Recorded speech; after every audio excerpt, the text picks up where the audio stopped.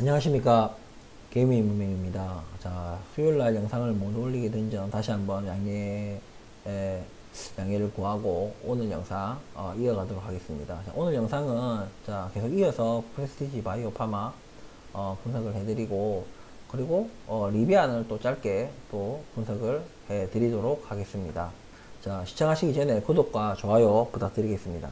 자, 프레스티지 바이오 파마 계속해서 지금 뭐 이슈도 안 나오고 뭐 주가 움직임도 없고, 당연히 거래량도 바닥을 치고 있고, 주가대로 또 조정을 다 받아가지고 주가는 또 거의 다시 최저점 위치로 내려와 있습니다. 그래서 뭐 주주분들이 굉장히 힘들고 고통스러울 거라 생각을 해요. 하지만 우리가 뭐 좋든 싫든 이 종목에 관심만 가지고 있든 내가 이 종목에 투자를 했든 간에, 네? 지금 우리가 이 위치에 와 있다는 것을 부정할 수 없잖아요. 현실 부정은. 근데 제가 오늘 드릴 말씀은, 우리가 그 주가가 올라가기 위해서, 주가가 올라가는 것에는 인위적인 게 있고 자연적인 게 있어요. 자연적인 거는 이제 당연히 시장 원리겠죠. 시장 원리에 의해서 가는 게 있어요. 근데 인위적인 게 있어요. 인위적인 거는 제가 얼마 전에 말씀드렸던 무슨 작전 세력에 의해서 인위적으로 올리는 게 있어요. 자연적 시장 원리라는 것은 자연스럽게 회사가 뭔가 이제 승인이 되고 뭔가 그런 기대감을 높이면서 매출이 또 일어나면서 돈을 벌면서 올라가는 게 있고, 하지만 지금 우리가 현재로서는 지금 좀 후자는 아직 굉장히 미지수잖아요. 지금. 예? 뭐라도 승인이 돼야지 뭘 약을 팔아먹던가 뭐 할 건데, 그죠? 이런 것이 굉장히 시간이 걸릴 것이다. 예, 걸릴 것이다. 이 자체는. 근데, 자, 인위적인 게 지금 제가 저번 영상에서, 뭐 저번인지 저저번인지 영상에서, 뭐, 대주주와의 어떤 특수관계에 있는 대주주 중에 하나, 이제 사모펀드가, 예? 이제 자기 지분을 조금 정리를 하면서 그 어떤 상황과 정황과 그런 근거를 가지고 제가 작전의 서막이 아닐까, 이제 작전 세력들과 결탁을 하고 대주주와도, 왜냐면 이 사람이 대주주의 특수관계이니까 대주주들 경영진들하고 얘기할 수 있잖아요. 예? 그러니까 어떤 이런 교감이 있지 않을까. 그래서 시기적으로도 뭐 우리가 뭐 NDA나 뭐 사전 미팅 같은 거를 한 그런 시점을 봤을 때, 그 이후에 진행될 어떤 시점을 따져볼 때, 저는 올해 상반기에, 예? 2023년 6월까지 이 안에 1, 2분기 안에 어떠한 이슈가 재료가 있지 않을까. 그래서 지금부터 6개월 전인 지금 작년 12월부터 뭔가 뭐 물량 매집을 한다든지 조용히 매집을 한다든지 이런 식의 작업을 미리 하고, 올해 상반기 중에 뭔가 이런 재료 이슈들과 함께 뭔가 주가를 어떻게 하지 않을까 하는 게 제 생각이에요. 제 추측이에요. 그러면 이런 인위적인 상승 말고 이런 건 그럼 전혀 없냐? 아니죠. 만약에 그 인위적인 거는요, 인위적인 주가를 올릴 때는 그 재료가 미지수예요. 그냥 미지수 상태라. 뭐 될지 안 될지 몰라. 하지만 이랬든 저랬든 여러 가지 방법을 통해서 기대감을 높이는 거예요. 주가도 올라가니까 당연히 뭐가 있는갑다 하고 이제 그렇게 인위적으로 끌어올리는 거예요. 그래서 이 미지수의 어떤 재료가 확정이 되기 전에 이 작전은 끝나는 거예요. 그러면은 당연히 주가가 단기간에 폭등을 하게 되면 조정을 반드시 받습니다. 작전이 끝났으니까 이 미지수적인 어떤 재료의 어떤 성공과 실패 상관없이 재료를 당연히 조정을 받아요. 재료 소멸이라는 그런 이유로. 근데 만약에 성공적이야. 그럼 성공적이어도 당장은 재료 소멸이라는 이유로 조정받지만, 당연히 성공했기 때문에 이제 후속적인 이슈가 터져 나올 수 있는 거예요. 그러니까 차트를 보면은 이렇게 바닥을 기다가 이렇게 막에 주가 올랐다가 재료 소멸되면서 이렇게 낙폭을 이만큼 낮추는데 재료가 미지수 상태에서 확정적인 상태가 됐는데 그것이 성공적일 때는 실패다 이러면 그냥 뭐 이래 되겠죠. 예? 혹은 더 낙폭이 커진 다음에 이렇게 하든지. 예? 근데 성공적이다 할 때는 이렇게 떨어진 다음에 다시 주가가 이렇게 다시 재상승을 할 수 있는 발판을 다집니다. 예? 그래서 어느 시점에는 다시 이 전고점을 뚫어낼 수가 있는 거죠. 하지만 지금 우리가 이 뒤는 일단은 조금은 가깝지 않은 얘기이기 때문에, 예, 짧지 않을 거예요. 이렇게 되기까지가 짧지가 않은 기간이기 때문에 우린 지금 여기까지만 봐야 되는 거예요. 그래서 이 폭등이 시작이 되면은, 예, 어디까지나 제 추측이에요. 예, 폭등이 반드시 된다 이게 아니라 이때부터는 재방송이 필요가 없어요. 왜냐면 그런 만큼 먹고 파는 거예요. 뭐 꼭지점을 찍었다 안 찍었다 이거는 구독자 여러분들한테는 아무 의미 없는 얘기예요. 방송이 실시간으로 하는 게 아니잖아. 매일매일 하는 게 아니잖아.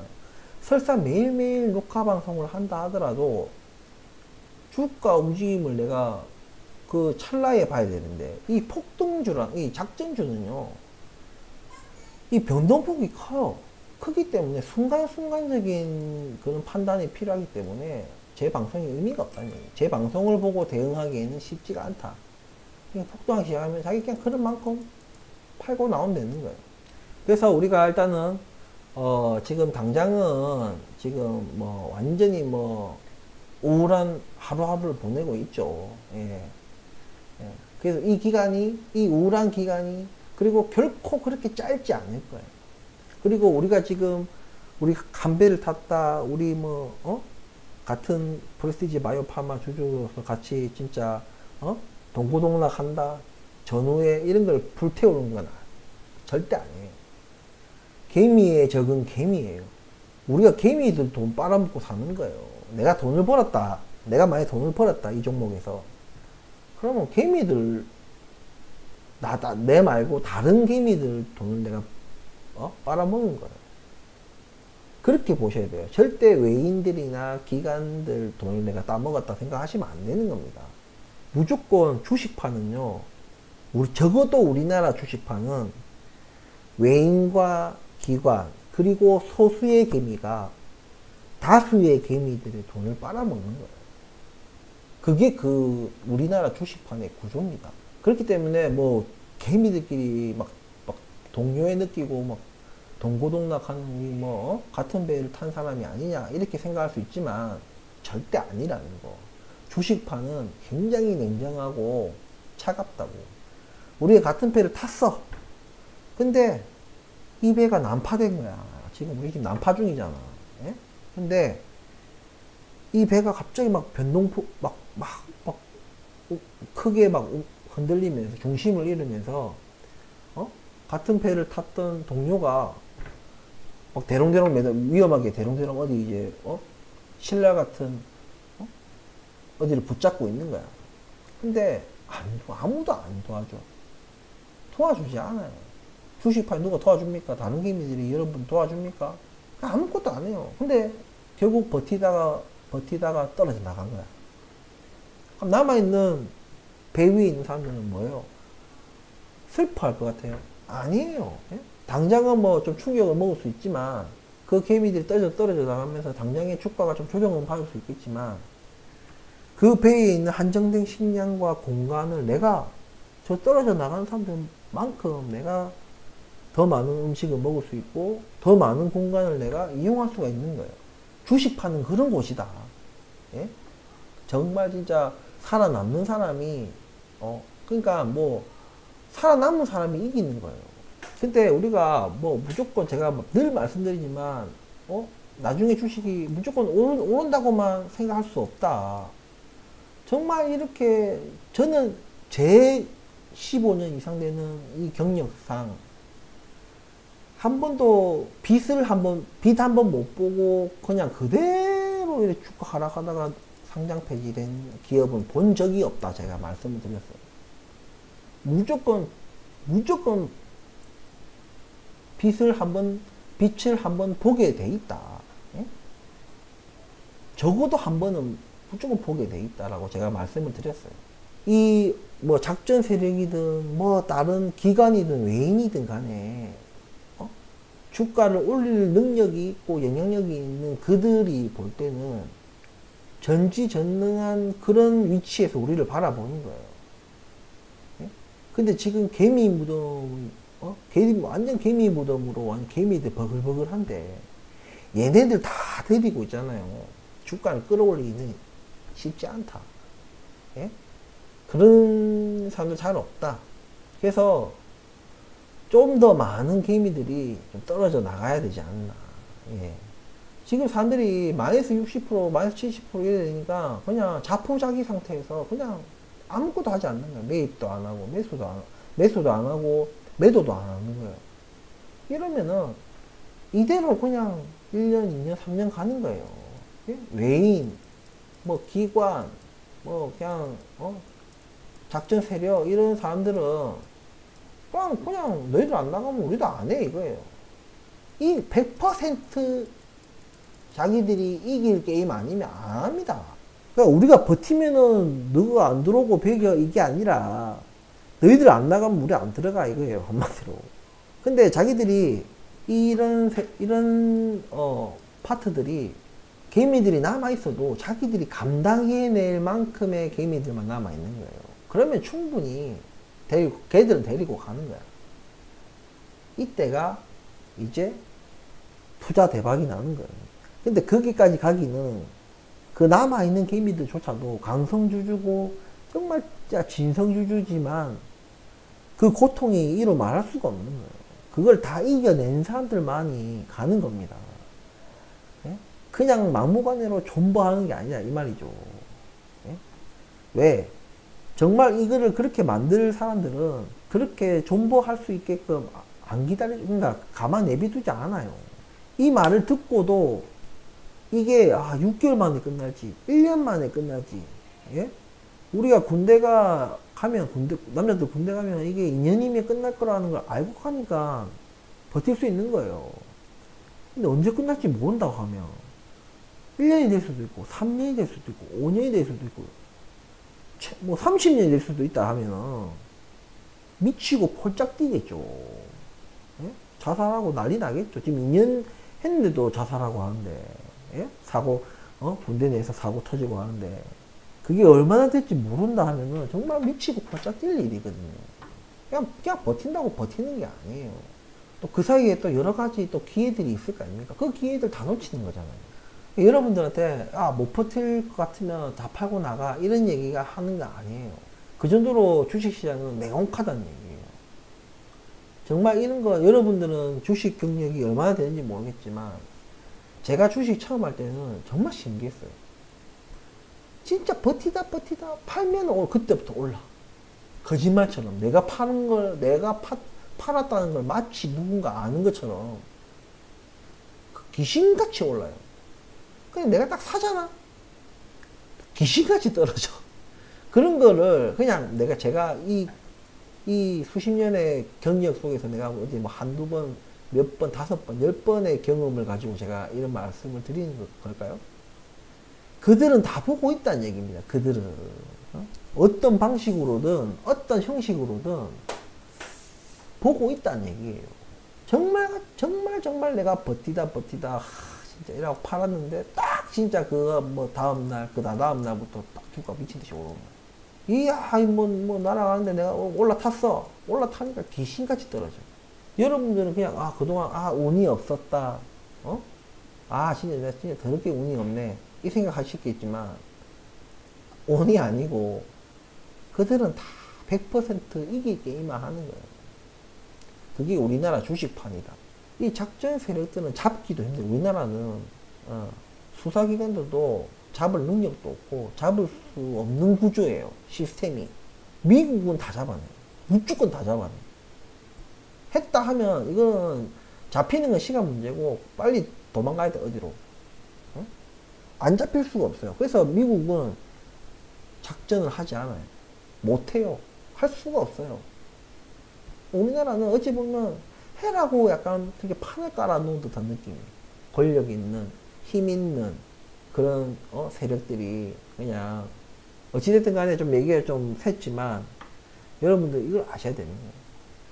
그래서 이게 언제 간다 만다 이런 거 없습니다. 어느 댓글 다신 분이 2년 됐는데 뭐 주식이 뭐 언제 이거 주가 오르고 갔냐, 그리고 오르면 얼마까지 갈 것 같냐, 언제 오를지도 알 수 없고 얼마까지 갈지도 알 수 없는 거예요. 이거는 제가 다 앞에 영상을 보셨으면 이런 질문을 안 하셨을 것 같은데 안 보셨기 때문에 이런 질문을 하시는 거겠죠. 그렇기 때문에 제가 나중에 이 주가가 어떻게 움직이냐에 따라서 제가 분석을 해드릴 거예요. 분명하게. 예. 그게 적재적소에 제가 영상을 할 수 있을지는 모르겠지만 어찌됐든 간에 제가 최대한도로 영상을 올릴 거예요. 예. 왜냐면 주가가 이렇게 천천히 이래 오르다가 뒤에 가서 이래 올 수도 있고, 예? 이게 1년일지 3년일지 5년일지 뭐 알 수 없는 거예요. 예? 제가 앞에 셀트리온, DB 하이텍, 카카오 다 말씀드렸잖아요. 이건 이게 최소 뭐 6년, 7년 이렇게 있었던 것들이에요. 제가 가지고 있었던 것. 다 초창기에는 셀트리온도 초창기에 힘들었고 동부하이텍도 14년 연속 적자 막 힘들었어요. 예? 그리고 카카오도 이제 다음 합병하고 나서 다음 합병할 때는 좀 주목받았지만 그 뒤로 완전히 뭐 수익 창출 못하네, 돈을 못 버네 이러면서 완전히 막 개박살 났어요. 이런 시기가 있었다는 얘기예요. 근데 얘네들이 주가를 뭐 할 때도 뭐 처음부터 막 이런 게 아니고 정말 막 이 지지부진한 엄청난 시간이 흘러가지고 운인지 뭔지 모르겠지만 이 코로나라는 거를 딱 유동성이 풀리면서 미친 듯이 오는 겁니다. 근데 또 반대로 이렇게 주식이 오르는 게 있는 반면에 또 HLB라는 종목은 예? 막 7, 8만 원 있다가 훅 떨어진 거예요. 얼마까지? 2만 원대까지 떨어졌어요. 그리고 훅 단기간에 20만 원까지 올랐어요. 10배가 뛰었다고. 10배. 이런 종목도 제가 먹었다 이거예요. 이 밑에 어딘가에서 이 고점 어딘가에서 팔았다 이겁니다. 이렇게 오를지, 아까 이전에 보여줬던 그 셀트리온, 동부하이텍, 카카오처럼 오를지, 우리 프레스티지 바이오파마가 어떻게 형태로 될지 모르겠지만 적어도 여러분들은 이런 걸 원해요. HLB처럼 막 10배, 단기간에 10배 오르는 걸 원하실 거예요. 근데 이게 진짜 힘듭니다. 끝나고 나서 보니까 쉽지, 이 속에 있다면 내가 힘들다고 말씀드렸어요. 엄청난 이 스트레스와 압박과 두려움에 벌벌벌 떨게 돼 있다고. 예? 그리고 반드시 이 폭등이 끝나고 난 뒤 이 후유증은 정말 길게 가요. 짧든 길든 최소 2, 3년은 이 종목을 쳐다보면 안 되는 겁니다. 이 회사가 좋든 말든 상관없이. 무슨 얘기인지 아시겠죠? 그래서 우리 근데 지금 제가 말씀드리는 뭐 작전의 서막이니 뭐니 이런 걸 얘기하는 거겠죠. 만약에 작전 세력이 끼어든다면 당연히 이런 차트입니다. 절대 셀트리온, 동부하이텍처럼 그렇게 되지 않아요. 네? 근데 이렇게 되기 위해서는 아까 말씀드렸던 대로 좀 개미들이 좀 정리될 필요가 있다. 다른 개미들이 나가 떨어져야 남은 개미들이 좀 산다. 아무튼 오늘 좀 반복되는 얘기를 좀 계속 했어요. 예. 여러분들 지금 거래량도 없고 좀 죽을 맛이잖아. 맞잖아요. 이때가 바닥인 거예요. 그냥 바닥 근처. 내가 미칠 것 같고 희망도 없고, 예? 절망적이고 암울하고 빛도 없고, 예? 미래도 없고 기대도 안 되고 죽을 것 같아. 또 주가는 또 계속 또 지지부진 혹은 더 떨어져. 돌아버릴 것 같아. 그냥 진짜. 이럴 때 한번 또 피날레로 한번 더 떨어질 수도 있습니다. 지금 7,200~300원 어떻게 7,500원 이 선을 어렵게 간신히 타고 가다가, 예? 7,500원 이거를 어떻게든 막 근처에 막 타고 가다가 또 한 번 더 떨굴 수도 있다는 얘기예요. 지금도 막 죽은 것 같은데 완전히 그냥 확인 사살 하는 거지. 이렇게 해서 개미들 다 막 떨궈내는 거예요. 고통이 극에 달할 때가 바닥이다. 지금 여러분들 고통이 진짜 극심할 거라고 생각합니다. 그만큼 지금 바닥이, 제가 계속 강조했잖아요.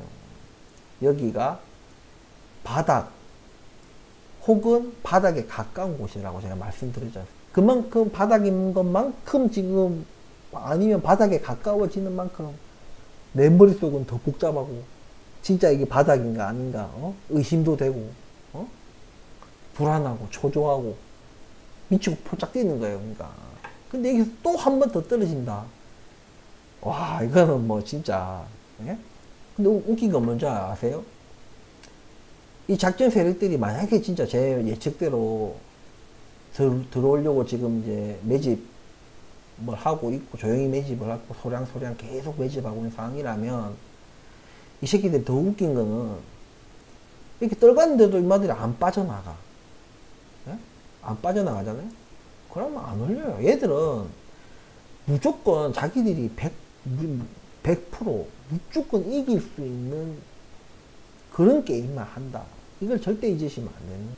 그러니까 우리 모두가 다 손잡고 버티자, 버텨내야 돼 이러면서 아무도 우리 나가 떨어지지 말자 이러면 절대 주가는 안 오른다는 얘기입니다. 예? 그래서 제가 우리 구독자분들 그리고 일반 시청자분들한테 꼭 말씀드리고 싶은 것은, 어디 게시판이나 카페나 근데 가서 뭐 안티해라는 얘기는, 야 나가, 너희들 다 나가 떨어져 하면서 악성 무슨 글을 올리라는 얘기가 아니에요. 그냥 아무 글도 올리지 마세요. 근데 이런 분들이 있어요. 막 좋은 글을 적는 거야. 막 희망회로 돌리는 막 그런 글을 올리는 사람들이 있어요. 찬티죠, 찬티. 찬티 글들은 절대 주주들에게 도움이 안 됩니다. 그냥 아무 글도 적지 마세요. 찬티 글도 적지 말고 악성 글도 적지 말고. 어차피 자기들끼리 막 치고받고 하면서 욕을 하면서 저기들끼리 그냥 하면서 하다가 뭐 찬티가 떨어져 나가든 안티가 떨어져 나가든 아무나 떨어져 나가면 돼요. 그걸 좀 부탁드리면서 올해 상반기 한번 이슈가 터질지, 그 이슈가 악재로 터질지 호재로 터질지 봅시다. 예. 그리고 오늘 프레스티지 바이오파마는 이제 여기까지 얘기를 하고, 다음 얘기는 다시 또 리비안입니다. 자, 보시는 장면은 이제 화면은 이제 리비안입니다. 리비안이 최근 한 달 동안에 여기서 여기까지가 쭉 떨어졌는데, 여기 한 달간에 지금 굉장히 좀 많이 빠졌어요. 지금 거의 뭐 한 50%까지는 아닌데 뭐 한 거의 그래도 한 40-50% 빠진 것 같아요. 쭉 빠졌어요. 뭐 테슬라는 좀 만약에 뭐 리비안이 지금 이렇다면 테슬라는 한 이쯤부터 이래요. 테슬라는 이래요. 아무튼 리비안, 제가 계속 이제 테슬라보다는 리비안이다 지금은. 예? 지금은 테슬라를 투자할 때가 아니다. 테슬라가 $70에서 $100까지 간다. 근데 $70에서 $100를 갖고 나서 얘들이 급등한다는 얘기가 아니에요. 하지만 리비안은 테슬라가 $70, $100 찍을 때 리비안도 더 떨어질 거 아닙니까 지금보다. 예? 하지만 리비안은 다를 거다. 왜냐면 성장성이 달라요. 성장성. 3년 뒤에도, 적어도 3년 5년 동안까지는 향후 테슬라가 훨씬 더 리비안보다 그 규모에서는 큰 회사인 건 맞아요. 점유율도 높을 거고. 하지만 리비안 같은 경우에는 그냥 리비안 자체만 봤을 때는 1년 1년의 어떤 성장세가 다른다. 몇십 프로, 몇백 프로씩 얘들은 성장을 할 거라는 얘기예요. 그러면서 점유율을 조금씩 잠식을 하겠죠. 전체 전기차 시장의 점유율을 만약에 리비안이 뭐 5%를 한다 하더라도, 예? 지금 점유율이 뭐 0.3%야. 근데 이게 1%가 된 거야. 그 다음날 300%가 막 상승한 거예요. 그 다음에 뭐 얼마? 2.5% 점유율을 했어. 그럼 2.5배가 오른 거잖아. 1%일 때보다 또 2.5배가 오는 거고. 또 2.5%에서 또 3.5%가 된 거야. 2.5에서 3.5% 되면은 얼마가 오는 거예요? 40% 상승한 거잖아요. 이런 식으로 계속해서 이렇게 컨텀 점프를 하는 거예요. 근데 테슬라는 이제 점유율 지키기도 힘들어요. 최고점에서 점유율 측면에서 봤을 때 최고점에서 이제 계속 내려와야 돼, 점유율이. 왜냐면 수많은 완성차 업체들이 계속해서 전기차 제품을 내놓고 더 뛰어난 제품, 더 멋있는 제품, 더 획기적인 제품을 계속해서 시장에 놓고 이제 경쟁을 해야 되기 때문에 내가 거의 전기차 시장을 내가 다 가지고 있던 사람이 그걸 계속 그 상태를 지켜낼 수 있겠습니까? 지켜내도 이게 쉽지 않은 건데, 그 점유율을 더 높인다? 그래서 제가 테슬라 사지 말라는 얘기예요. 테슬라는 이미 정점 찍고 내려온 거예요. 예? 이제는 피 터지게 싸워야 되는 겁니다, 테슬라도. 테슬라가 막 진짜 뭐 타의 어떤 다른 회사들이 쫓아올 수 없는 그런 게 있느냐? 저는 없다고 봐요.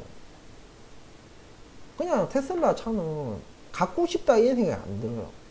그냥 보급형. 제가 계속 빗대어서 말씀드리는 게, 저 마이크로소프트사다. 응? 천천히, 어느 시점부터는 이제 천천히 성장하는 거예요. 자기네들이 그나마 계속해서 실적을 내고 하면은 그나마 조금씩이라도 천천히 상승하는 거예요.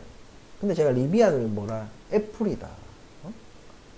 좀 후발주자긴 하지만, 좀 더 후발주자기 때문에 좀 더 혁신적이고 뭔가 차별성을 두기 위해서 왜 자기는 쫓아가는 입장이고 더 작은 기업이기 때문에 그냥 똑같이 테슬라처럼 똑같이 만들어 가지고는 경쟁력이 없잖아요. 그런 측면에서 좀 리비안, 그리고 또 리비안의 또 그 차량들이나 이런 걸 보면은 정말 아이디어 넘치고, 정말 사고 싶게 만들고, 그리고 지금 승차감도 테슬라하고는 완전히 잽도 안 된다 이거죠. 물론 뭐 가격도 좀 다르고 좀 카테고리도 좀 다르죠. 리비안 SUV하고 픽업 트럭 이제 그 부분하고 또 상용 밴 시장 이렇게 하고 있고, 지금 리비안은 그냥 소형 좀 쪼매난 거, 우리나라 차로 치면 뭐 EV6나 뭐 아이오닉 같은 그 정도 크기의 뭐 중소형 차량만 지금 만들고 있기 때문에 좀 카테고리는 좀 달라요. 어찌됐든 간에 뭐 트렁크 엔진룸에 엔진이 없고 트렁크 있는 거는 모든 전기차가 다 똑같은 거고, 나오는 전기차 다 똑같아요, 그거는. 예? 근데 리비안이 가지고 있는 그런 매력을 가지고 있는 다른 전기차가 있느냐? 없어요. 오히려 없어요. 예?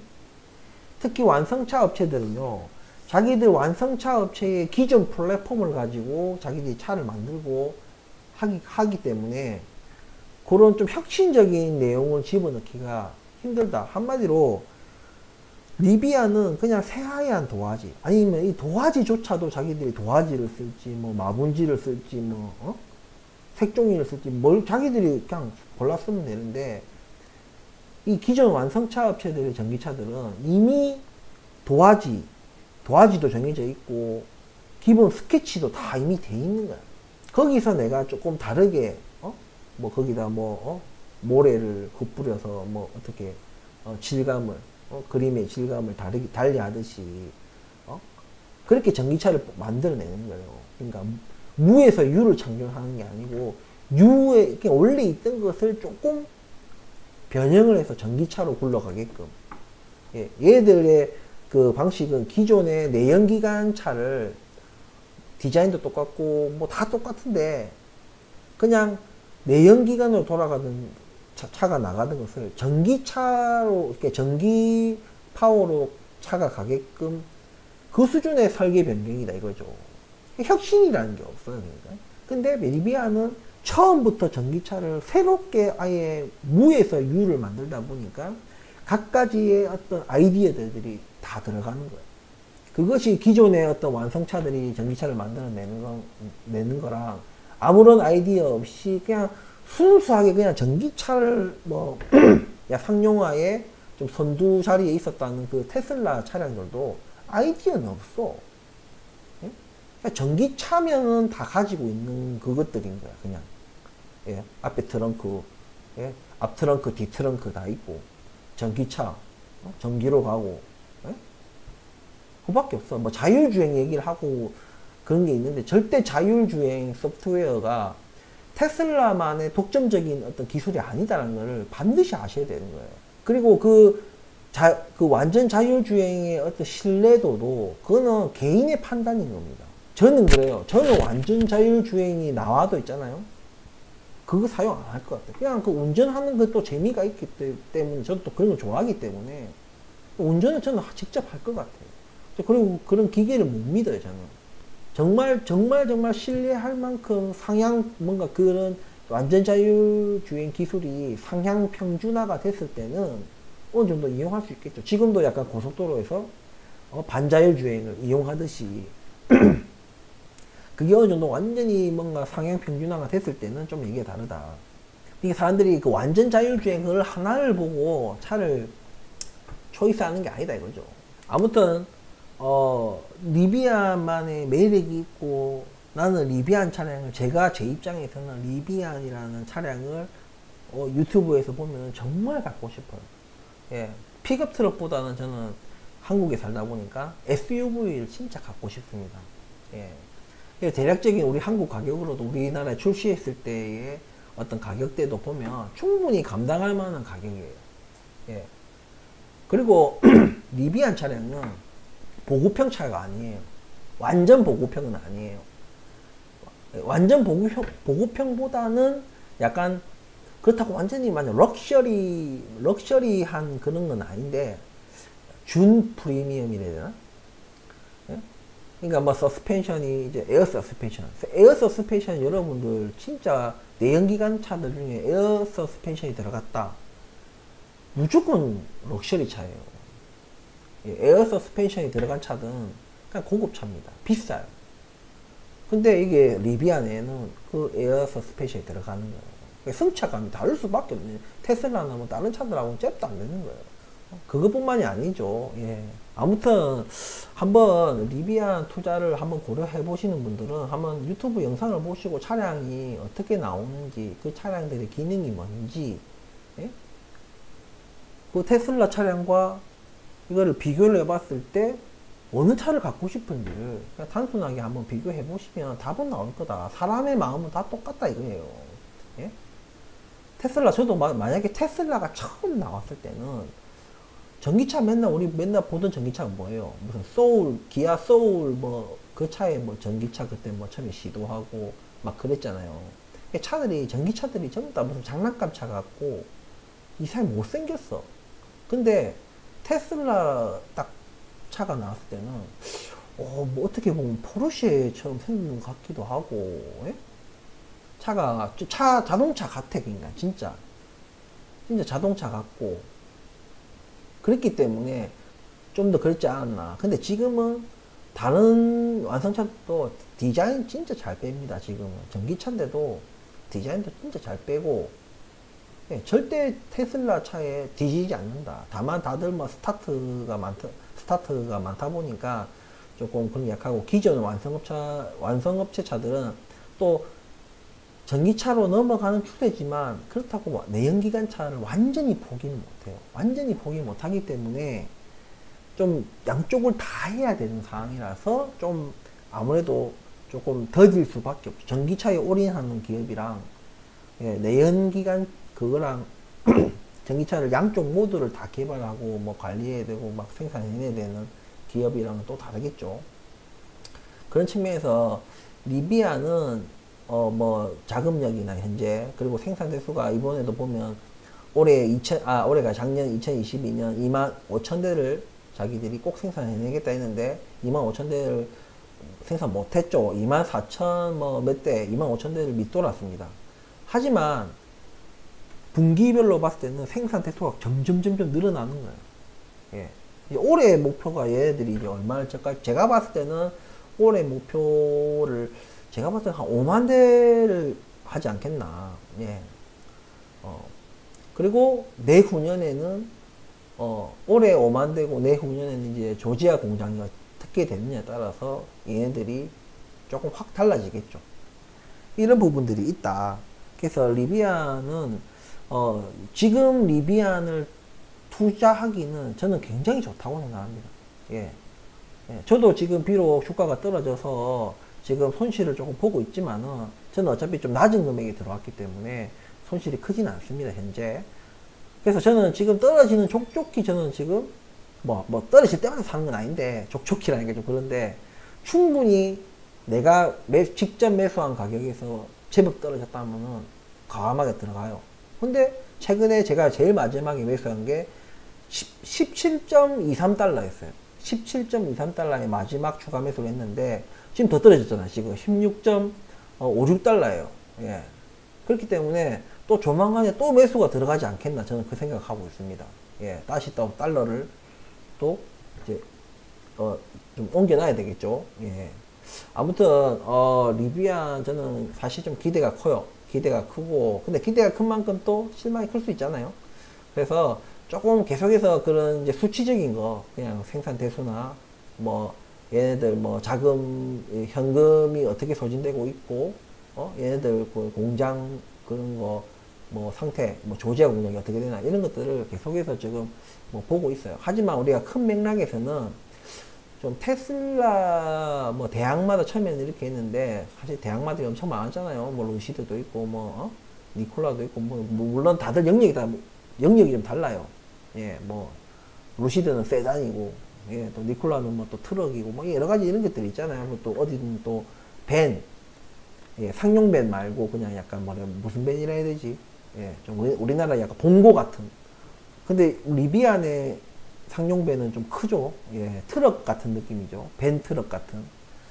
그래, 요런 게 다 좀 카테고리가 좀 다 다르다. 왜냐면 다 스타트업이다 보니까, 뭐 저 기아차나 현대차처럼 모든 차종을 막 조그만 차, 경차부터 대형차, 트럭, 뭐 전기차 다 만들 수가 없잖아요, 얘네들이.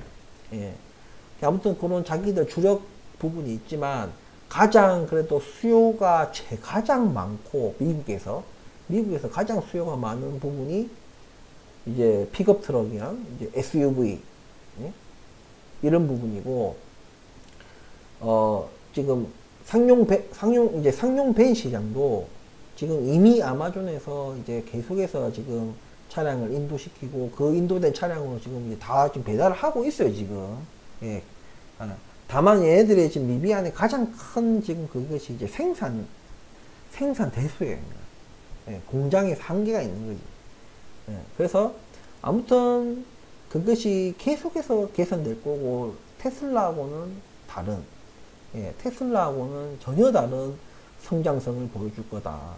그것이 곧 주가의 성장성이 된다. 저는 그렇게 생각하고 있기 때문에 테슬라는 제가 계속해서 팔아라고 말씀을 드렸습니다. 예, 테슬라가. 왜냐면 리비안이 주가 30달러, 뭐 20몇 달러, 30달러 할 때도 테슬라는, 300달러, 300 몇십 달러, 300달러 안팎이었어요. 예.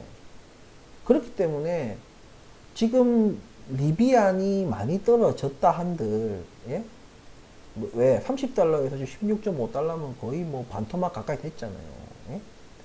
근데 그거 다른 얘기예요. 이 이후 바닥을 찍고 난 이후 떨어지기도 테슬라가 지금 훨씬 더 많이 떨어졌고, 나중에 오를 때도 테슬라는 못 올라요. 올라도 조금밖에 못 올라. 근데 리비안은 성장성이라는 데서 완전히 다르기 때문에, 예, 한마디로 테슬라 밥그릇을 뺏어 먹는 거예요. 뺏기만 뺐지 테슬라는 리비안 거 못 뺏어. 무슨 얘기인지 아시겠죠? 그렇기 때문에 저는 리비안에 투자하라고 계속해서 추천을 드리는 부분입니다. 아무튼 오늘 영상 끝까지 시청해 주셔서 감사하고, 다음 주 월요일 날 다시 또 다른 영상에서 또 찾아뵙겠습니다. 감사합니다.